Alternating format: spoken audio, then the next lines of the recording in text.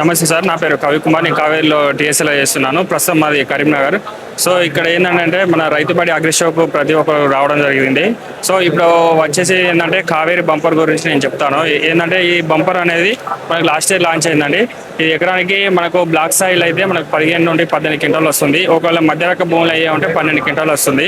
ఈ విత్తనం ఏ విధంగా నాటాలంటే మనకు సుమారుగా ఎకరానికి 2 ప్యాకెట్లు పడతాయి. సో ఒక సాల్పతి డిస్టెన్స్ కంటే మన మధ్యలో ఏది డబ్బపాతి లాంగ్వేజ్ అంటే డబ్బపాతి పెట్టాలి. ఏంటంటే రైతు లాంగ్వేజ్లో డబ్బపాతి అంటారు. సో ఇటు మనకు మధ్యలో 6 ఫీటు మధ్యలో డిస్టెన్స్ వచ్చేసి 3 ఫీట్లు, అంటే ఇది అమృత్ ప్యాటర్న్ విధానం అంటారు. సో ఈ విధంగా పెట్టి ఉంటే మనకు 18 క్వింటాలు వచ్చే అవకాశం ఉంటుంది. సో ఒకవేళ వాటర్ గిట్ల స్టోరేజ్ మనకు వాటర్ గిట్ల ఉన్నది అది అనుకుంటే ఇంకా 2 క్వింటాలు గిట్ల వచ్చే అవకాశం ఉంటుంది. సో ఈ కావేరి బంపర్ అనేది చాలా మందికి లాస్ట్ ఇయర్ దొరకలేదండి. ఈ సంవత్సరం మనకు మార్కెట్లో అందుబాటులో ఉంటుంది. ప్రతి ఒక్క రైతు వేసుకొని దిగుబడి పొందగలరని నా యొక్క మన పైరలు. ఈ బేసిక్ ఏంటంటే మనకు 160 డేస్ పంట ఉంటుంది, 135 డేస్ పంట. సో మన గులాబీ రంగు పురుగు కూడా వచ్చే అవకాశం తక్కువ ఉంటుంది. ఎందుకంటే మా ఏరియాలో సెకండ్ పంట మొక్కజొన్న ఇస్తారు, అందుకోసం. అవునవును, వేసుకోవచ్చు. ఈ 135 డేస్ పంట కాబట్టి మనకు పికింగ్ మన కరకు మనకు లైన్ టు లైన్ అయితే 2 ఫీట్ల డిస్టెన్స్ ఉండాలి. మధ్యలో వడ్డం అయ్యే ఉంటే మినిమం 6 ఫీట్లు, మళ్ళీ ఒక 6 ఫీట్ల తర్వాత మళ్ళీ ఒక సాలు పత్తికి 3 ఫీట్లు. ఇది ఏంటంటే అమృత్ ప్యాటర్న్ విధానం అంటారు. ఒకవేళ మీరు సాలు పత్తి పెట్టుకున్నట్లయితే దిగుబడి అనేది తక్కువ వస్తుంది. ఎందుకంటే మనకు గాలి అనేది రాదు, మనకు ఎండకు ఫోకస్ అనేది పడదు. ఆ ఉడకపోతకి ఏమైతుంది అంటే కూడా ఫ్లవర్ అంతా రాలిపోతుంది.